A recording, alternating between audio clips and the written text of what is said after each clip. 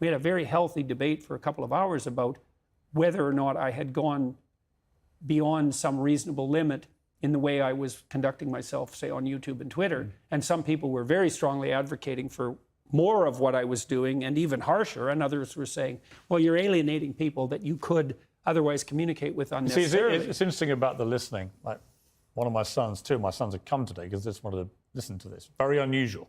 One of them's not even been to the studio before. So he just said to me, I said, give me some advice. You know, you love Jordan Peterson. What's the advice for the interview? He said, just listen more than you normally do. So I've tried hard to ask a question and let you answer. Right. And so I'm work in progress. And I've been interviewing people for 35 years. But I do think the listening, as I've got older, I felt the same thing. That it's a real skill, man. Listening is a powerful tool, actually. Oh, yeah. Well, there is nothing that people like more and need more than to be listened to. You know, and that's partly why the left clamors all the time. You know, it says, look, there's all these people who aren't being listened to. It's like, there are a lot of people who aren't being listened to. They're absolutely right. There's no doubt about that. And I've dealt with people who were extraordinarily marginalized, so to speak, in my clinical practice. And some of those people, to straighten out their minds, they need like 10,000 hours of listening. Because no one, and I mean this literally, I've had people in my clinical practice, no one ever listened to them their whole life. Yeah. And so when they start talking, they're all over the place, they're disorganized, they're hyper emotional. Having met me now for an hour, what would your initial clinical diagnosis be? Well, you're probably optimally disagreeable for your profession, you know, because you can listen, but you're also not a pushover. And that's a very fine line, right? Because if you're too assertive or aggressive, then you get domineering, but if you're not enough, then you're a pushover. And this was also the case with Kathy Newman. She's quite disagreeable, and that's a masculine trait, by the way. And it was one of the things. But I think she'd gone into it in a way. So how we started the interview, she'd gone into it, I think, with a preconceived idea of what you would be like, and sort of stuck to that. Yeah. She's actually a very skillful journalist and interviewer, and I was surprised the way that interview went when I was watching it. And I think it was because she just had an idea of what she thought you would be. Well, I think she also had an idea of what the optimal outcome of the interview might be. And I think a lot of the journalists who've gone after me in some sense have that. They think, there's part of them that thinks, I'll be the person that finally exposes him for what he is. Yeah. But then they find out that I'm not who they thought that I am. Or at least I'm not quite as demonic as they thought I might be. Well, Professor Stephen Hawking, before he died, gave me his last television interview, and he said that the biggest threat to the future of mankind was when artificial intelligence learned to self-design. What do you think the biggest threat to mankind is? Narcissistic compassion.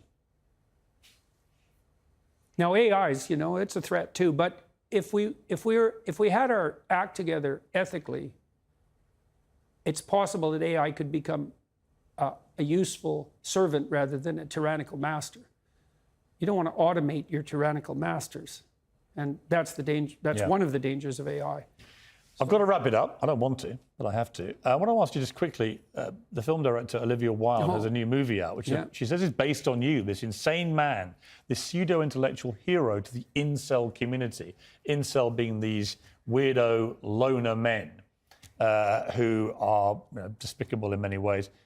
Is that you? Are you the intellectual hero to these people? Sure. Why not? You know, people have been after me for a long time because I've been speaking to disaffected young men. You know, what a terrible thing to do that is.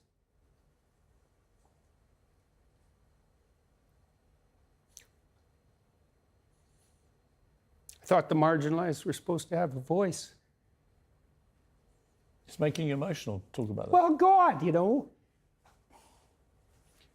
it's very difficult to understand how demoralized people are. And certainly many young men are in that category. And you get these casual insults, these incels. What does it mean? It's like, well, these men, they don't know how to make themselves attractive to women who are very picky, and good for them. Women, like, be picky. That's your gift, man. Demand high standards from your men. Fair enough. But all these men who are alienated, it's like they're lonesome and and they don't know what to do, and everyone piles abuse on them. When she said that, Olivia Wilde, it stung you, didn't it? I saw the Oh, by reaction. that time, you know, that as far as critiques go, that was kind of low level. I mean, once I got painted as Red Skull, you know, magical super Nazi, that was kind of the end of the insults. There's no place past that. So when Olivia Wilde made those comments, the first thing I did was go look at the preview for a movie, which I quite liked. I thought I would go see that movie probably, and perhaps I will. It didn't really bother me. My family and I talked about it right away, and we were able to respond to it with some degree of humor, which then people completely misunderstood. I said I hope that, you know, that if I had to be played by someone, he's a very good-looking man, and so that seems all right, you know. And then I said something like, I hope he gets my